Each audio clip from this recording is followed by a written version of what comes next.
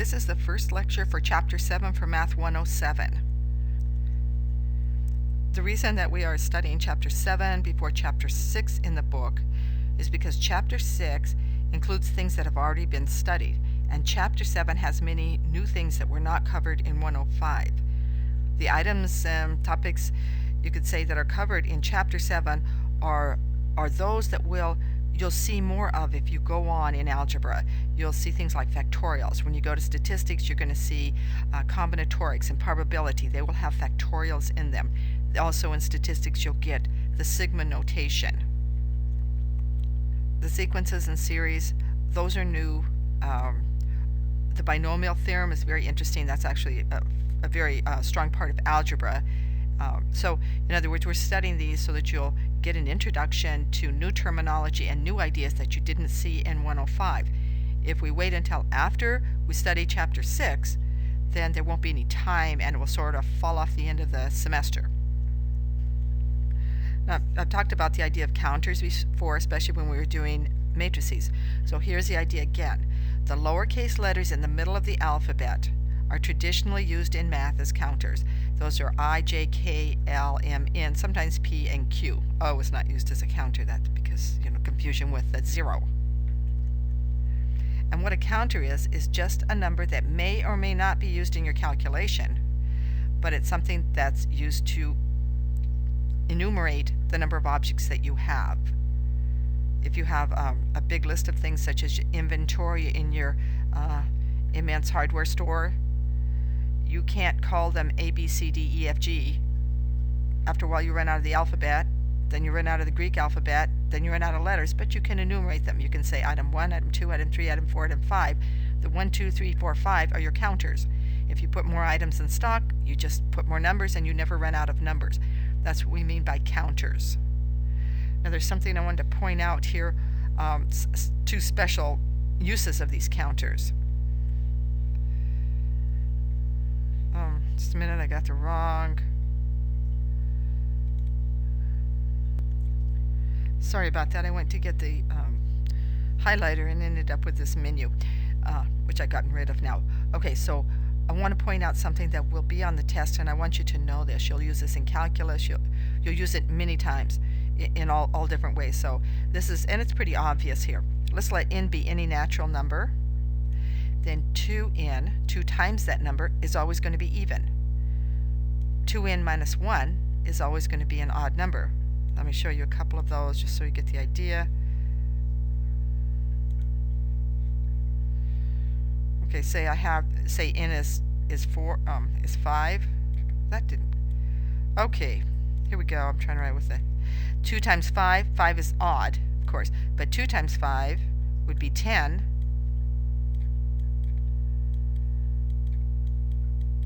Okay, and it's even. It doesn't matter what I multiply by, an even or odd number. If I multiply by 2, I get an even number. So 2 times n is your even number. The odd number would be 2 times n, which would make an even number, and subtract 1, you'll always get an odd number. So that, like I say, that's on the test. 2n is even, 2n minus 1 is odd. You'll see counters several times in this chapter, but now I want to show you a new operation called factorial. And factorial is written with the exclamation mark. Right. In computing, the factorial means unique. Sometimes in math it means unique too, but here it has the meaning factorial. And what factorial means is that you treat the number, in this case the n, you treat that as a counter, as a natural number, all right? It can be a whole number actually. It's any number greater than or equal to 0. So it'd be 0, 1, 2, 3, 4, 5, like that. And you treat it almost like a counter and you start counting it down.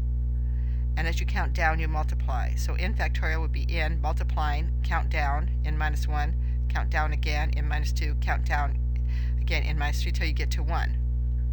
Of course, if you multiply by 0, you'd get 0 all the time, and so you don't multiply by 0.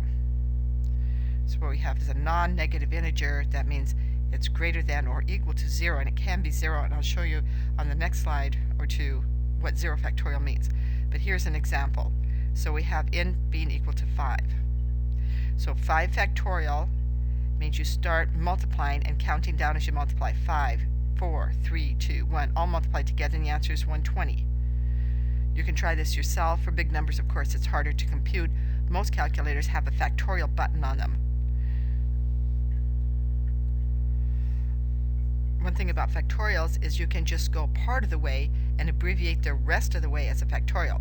So here's a rule in general. N factorial means n times, and then instead of writing n minus 1, n minus 2, n minus 3 like that, all you have to do is write n minus 1 factorial.